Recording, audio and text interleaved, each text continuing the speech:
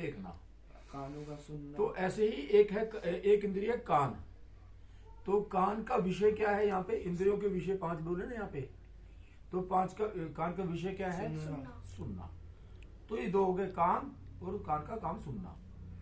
तो इस तरीके से ये 10 और 5 विषय मिला के 15 हो गए। नाक का मतलब है सुनना। तो ये भगवान बोला है, इसको बोलते हैं क्षेत्र। अगले श्लोक पे चलो। इच्छा, द्वेष, सुख, दुख, संघात, शरीर, चेतना, प्राण, शक्ति और धृति, इन विकारों सहित यह क्षेत्र संक्षेप से कहा गया है। तो अब जब किसी के 24 तत्वों से शरीर बन जाता है, तो अब क्या क्या होता है उसके अंदर? इच्छा होती है कोई ना कोई, द्वेष होता है कोई ना कोई, सुख मिलता है उसको कोई ना कोई, दुख भी मिलता है, खुशी। फिर ये क्या लगे? संघात। एक होती है चेतना, है ना। चेतना मतलब उसको पता लग जाता है, जैसे कि कोई बच्चा है अगर, तो उसको कुछ टाइम में पता लग जाएगा कि जब उसको बार बार कोई बोलेगा, सोनू सोनू करके बुलाएगा, तो उसके अंदर चेतना आ जाएगी कि भाई मैं कौन हूं। ऐसे कुत्तों के साथ भी होता है। तो और धृति, अब इनको इन विकारों सहित यह क्षेत्र संक्षेप से कहा गया है। आगे बढ़ते हैं हम। ये उतार नहीं, ज्यादा बड़न है, आगे मत कर। तो आवाज गूंज रही थी ना, इसी आवाज का है ना। अपने में क्षेत्र श्रेष्ठता का भाव न होना, दिखावटीपन न होना, अहिंसा, क्षमा, सरलता, गुरु की सेवा, बाहर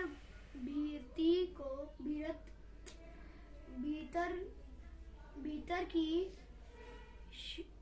शुद्धि, स्थिरता और मन का वश में होना।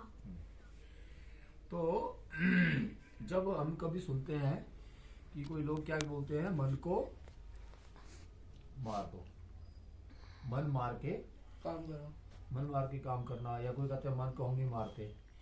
तो भगवान यहाँ पे मन को मारने की बात ही नहीं कर रहे। भगवान क्या बोलते हैं? मन को वश में करना आवश्यक है। जैसे अर्जुन करता है, सोना हो कब सोना हो तो सो जाता है। तो आपको ये हमारी जो बॉडी के जो 24 तत्व हैं, वो मन का काम करते हैं, और वो हमें अलग अलग डायरेक्शन में लेके जाने को करते हैं। तो हमें पता लग जाना चाहिए कि हमें किस तरफ जाना चाहिए, किस तरफ नहीं जाना चाहिए। तो जब हम समझ आ जाती है, तो उसको क्या बोलते हैं? मन को वश में करना आ गया हमें। चलो आगे पढ़ते हैं।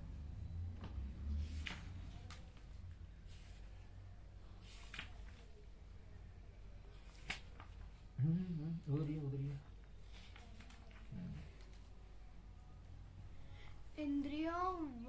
इंद्रियों के विषयों में वैराग्य का होना, अहंकार का भी न होना, और जन्म मृत्यु, वृद्धावस्था तथा व्याधियों में दुख रूप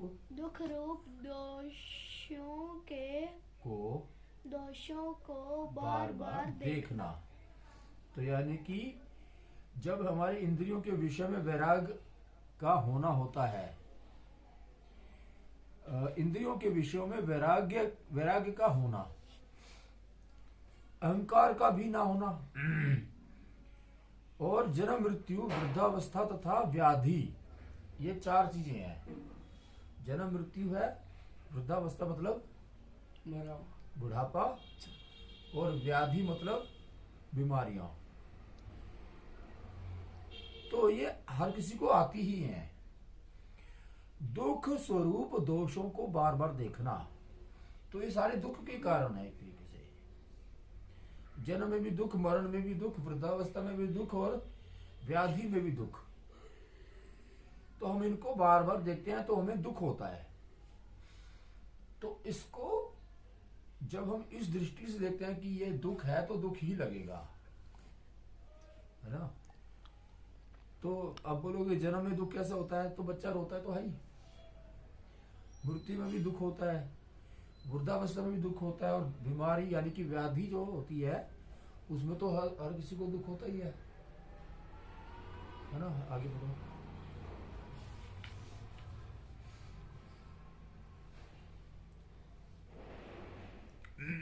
आस्तिक रहित होना, पुत्र स्त्री आसक्ति रहित होना, आसक्ति रहित होना, पुत्र स्त्री घर आदि में एकात्मता, एकात्मता, घनिष्ठ संबंध न होना और अनुकूलता प्रतिकूलता की प्राप्ति में चित्त का नित्य सम रहना। ठीक है।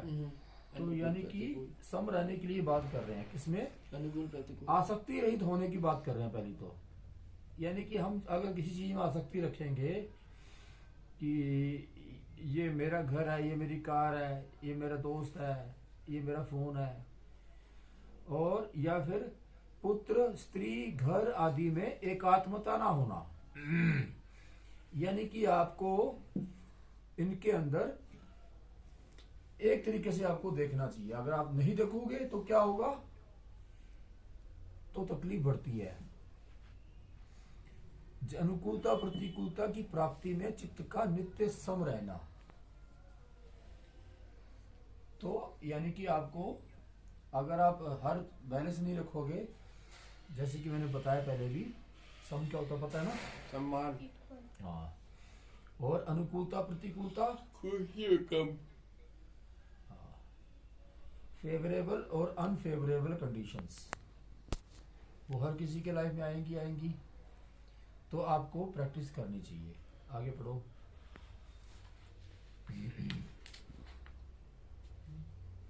मुझ में अनन्य योग के द्वारा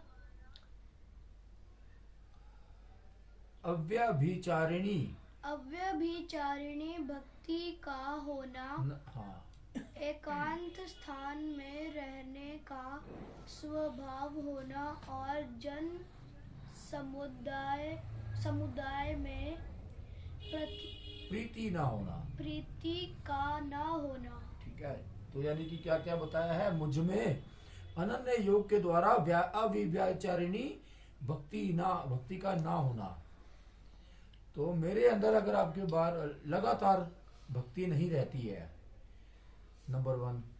नंबर 2, एकांत स्थान में रहने का स्वभाव का होना, यानी कि आपका स्वभाव ऐसा होना चाहिए कि आप अपने आप को कभी एकांत स्थान में रखो, ताकि आपको एनालाइज कर सको, मनन कर सको। यानी कि ये नहीं होता कि रोज के रोज हम किसी पार्टियों में जा रहे हैं, सेलिब्रेशन में जा रहे हैं। कल न्यू ईयर था तो लोग बाहर सेलिब्रेट करने चले जाते हैं, या फिर सड़कों पे ही घूमने लग जाते हैं, आवारागर्दी। तो आपके अंदर जब एकांत रहने का स्वभाव नहीं होगा तो ऐसे होगा, आप इधर उधर जाओगे।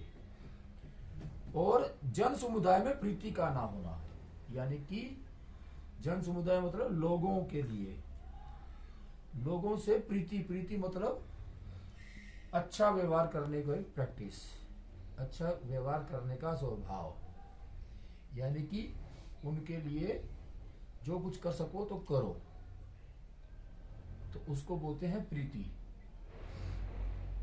बोले तो ये कुछ बातें भगवान ने बताई हैं कि इनका होना आवश्यक है। ठीक है, चलो आगे बढ़ो। ऐसे कर, ऐसे ही वाली उंगलियां, क्या? ऐसे उंगली, कोई ना। अध्यात्म ज्ञान में नित्य निरंतर रहना, तत्व ज्ञान के अर्थ रूप परमात्मा को सब जगह देखना, यह पूर्वोक्त 20 साधन समुदाय तो ज्ञान है, और जो इसके विपरीत है विपरीत है वह अज्ञान है, ऐसा कहा गया है। यानी कि भगवान ने अभी जो बातें बताई हैं वो 20 हैं कि आपको ऐसे ऐसे करना चाहिए। तो जो 20 बातों को समझता है तो यानी कि उस बंदे को ज्ञान है, और जो उनको नहीं समझता है तो उसका मतलब उसको अज्ञान है। तो यहाँ पे क्या बताया है, अध्यात्म ज्ञान में नित्य निरंतर रहना। अध्यात्म ज्ञान मतलब मेडिटेशन जैसे हो गया, भगवान के बारे में स्मरण हो गया, भगवान की बातें फॉलो करने वाली बातें होगी, तो उसको अध्यात्म ज्ञान बोल सकते हैं। तत्वज्ञ के अर्थ रूप परमात्मा को सब जगह देखना। तत्व ज्ञान के अर्थ रूप परमात्मा को सब जगह देखना, यानी कि भगवान ने जब अपना विराट रूप दिखाया था तो क्या किया था, अर्जुन ने क्या बताया था कि मुझे ये समझ नहीं आ रहा आपकी शुरुआत कि आप शुरू कहाँ से हो रहे हो और समाप्त कहाँ पे हो रहे हो। तो मुझे हर जगह आपने इतना स्वरूप दिखा दिया अपना। तो ऐसे ही जब हम किसी भीड़ भाड़ वाले इलाके में जाते हैं जहाँ पे आपको सिर्फ सही सिर्फ दिखा रहे दे रहे दूर दूर तक, तो समझो कि वो भगवान का विराट रूप है ना? तो भगवान ने यहाँ पे यही बोला है कि परमात्मा को सब जगह देखना, सब जगह देखना, यानी कि अगर हर जगह है तो हर किसी में भी है, इंसान में भी है। तो ये भगवान ने 20 साधन बताए हैं।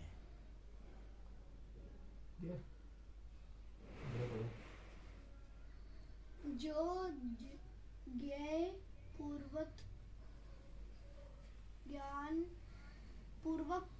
ज्ञान से जानने योग्य है, उस परमात्मा तत्व को मैं अच्छी तरह से कहूँगा, जिसको जानकर मनुष्य अमरता का अनुभव कर लेता है, वह ज्ञ तत्व अनादि वाला और परम ब्रह्म है।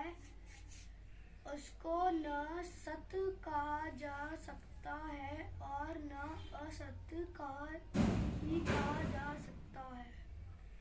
तो यहाँ पे भगवान ने बोला है कि जिस मनुष्य को जब अमरता का अनुभव कर लेगा, अगर ये बातें समझ लेगा, तो अब अमरता क्या होती है, जो कि कभी नहीं मरे। और भगवान ने यहाँ पे बताया है कि जो आत्मा होती है वो कभी नहीं मरती, लेकिन हमें अभी रियलाइजेशन नहीं हो रही है कि हमारी आत्मा कहाँ है, वो कैसे काम कर रही है, हमें उसका अनुभव नहीं हो रहा। लेकिन जब इन बातों को समझ लेते हैं तो हमें इसका अनुभव हो जाता है कि हम अमर हैं। हम ऐसा नहीं है कि हमें अभी 5 साल के हैं, 15 साल के हैं, 50 साल के हैं, 100 साल के हैं, कितने साल के हैं। हमें जब ऐसा अनुभव होगा तब हमें ऐसा लगेगा कि हम तो अमर हैं, हम तो कई सालों से हैं, हम कभी खत्म ही नहीं हो सकती, क्योंकि भगवान ने बोला है कि आत्मा का कभी भी नाश नहीं होता। जब नहीं होता तो वो अमर है। तो हमारी एज कैसे फिर बॉडी की एज है। तो हमें लेकिन अनुभव नहीं हो रहा कि हम बार बार यही पता लगता है कि हमारे तो इतनी 15 साल का हूँ, मैं 10 साल का हूँ या 50 साल का हूँ, हमें बार बार यही रियलाइज होता है।